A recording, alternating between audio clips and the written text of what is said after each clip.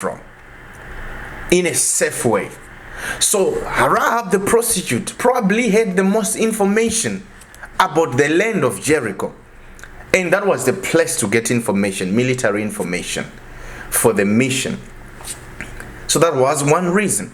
Number two, the Canaanites who dwelled in Jericho knew that promiscuity was forbidden among the Jews. So they wouldn't think of any Jewish man visiting a prostitute.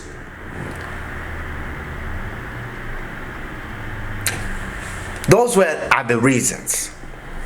And these are not speculation. So those are two reasons. One, she had information.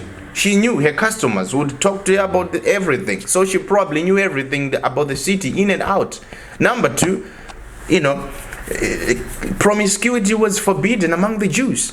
So a house of a prostitute would be the last house you'd think that a Jewish man would visit. And that's where the spies chose to go. There are so many reasons. I have so much to say about this. Even the spies who were there, what drove them into getting in the house of a prostitute? Because they were not told to do so.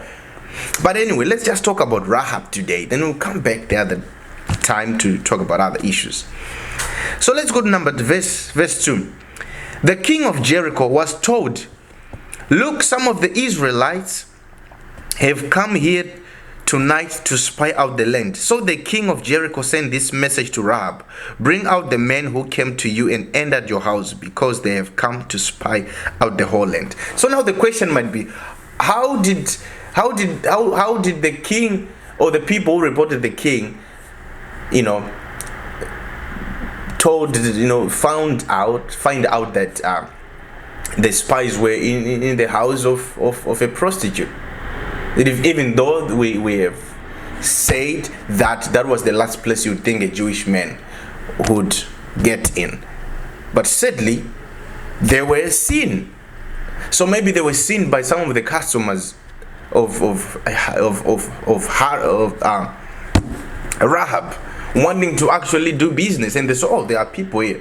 So they reported to the king, they are here to spy. Because that was not a place of Jewish people. So that would be the only reason. This is to show you, to agree with you that yes, that is the last place you'd think a Jewish man would get in for any other business. So when they saw Jewish men getting in the house of a prostitute, they definitely knew that they were not there for Rahab's business. They were there to spy. Because remember, Moses, before he died or disappeared, before he left, he had tried to spy on the land of Jericho. But the spies who were sent there, they were caught. It was a failed mission. So Moses had tried. So the Canaanites were always on the watch, knowing that the Israelites can do this.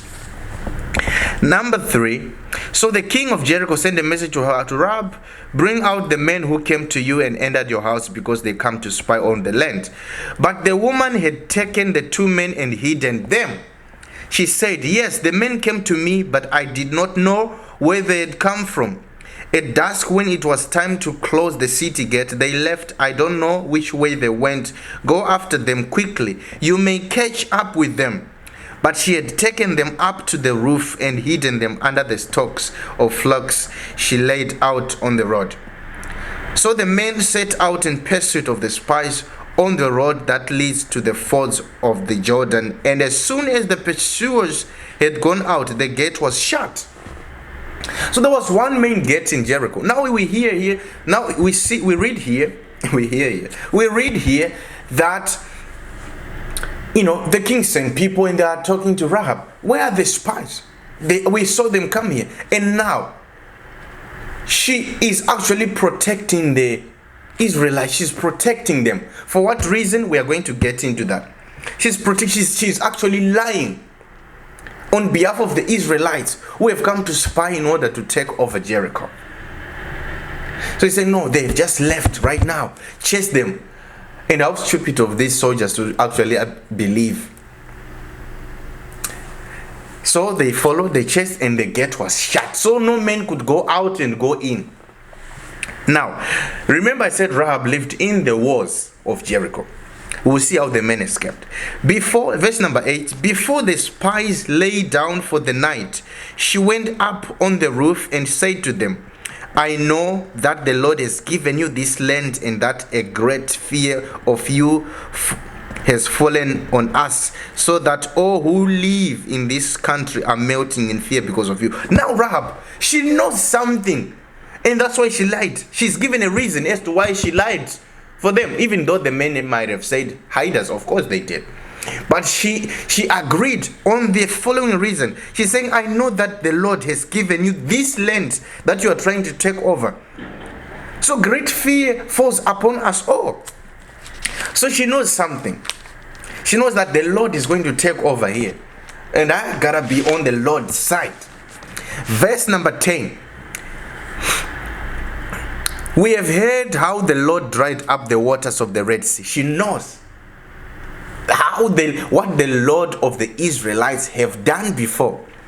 For you, when has done for you when you came out of Egypt, and when what you did to Sihon and Og, the two kings of the Amorites east of the Jordan, whom you completely destroyed. When we heard of it, our hearts melted in fear, and everyone's courage failed because of you. For the Lord your God is God in heaven above and on the earth below. Forget about calling Rahab a prostitution. This is a prostitute who knows who God of the Israelites is. And she's saying, we know what your God has done. Your God has dried up the Red Sea, and you walked on dry land. We know what your God did. So she's hiding them, knowing that these people are going to take over, even though they are two. But they are coming in numbers, and they will take over this thing. Now then, verse number 12. Now then, please swear to me by the Lord that she's making a deal. But we shouldn't be surprised that she's making a deal, because Rahab is a clever person by her profession, we know.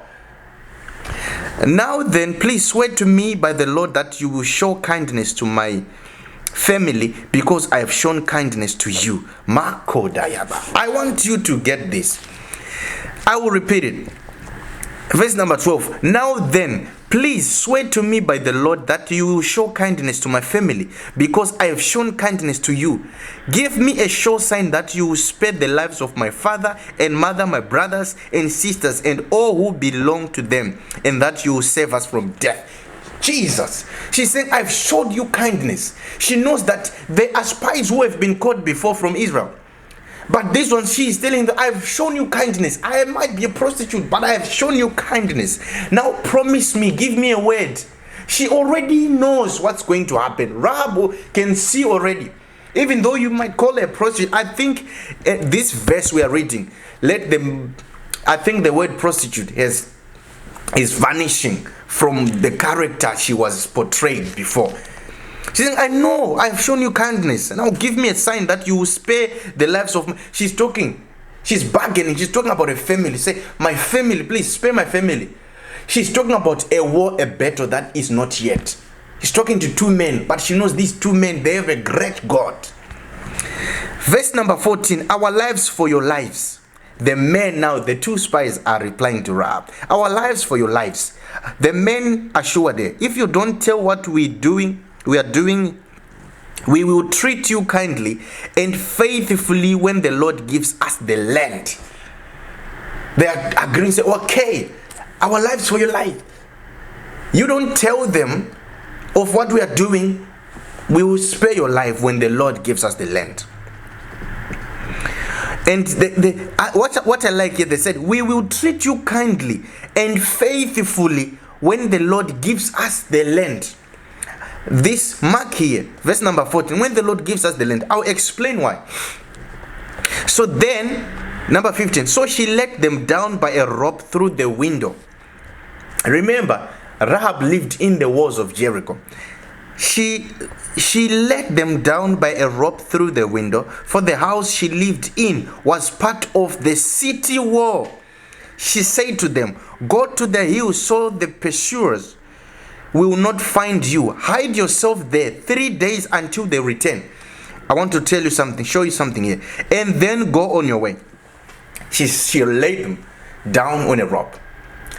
And said, hide there 3 days. It seems like Rahab is already prophesying. And Jonah in the belly of the fish for 3 days and 3. Jesus Christ from the dead 3 days and 3 nights.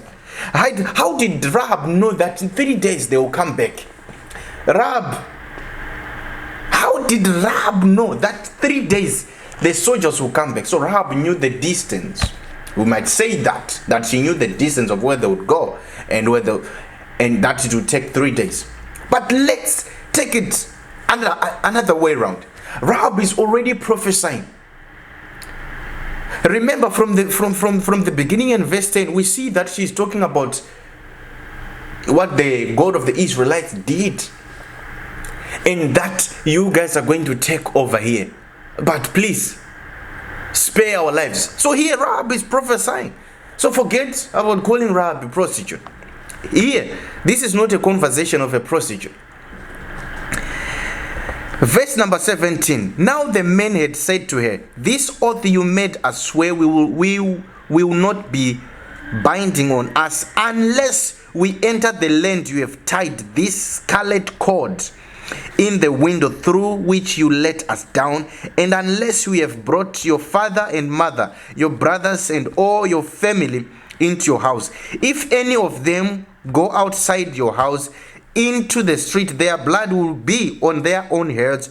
We will not be responsible. As for those who are in the house with you, their blood will be on our head if a hand is laid on them. But if you tell what we are doing, we will be released from the oath you made us swear. Agreed, she replied. Let be as you say. That's how Rahab was saved.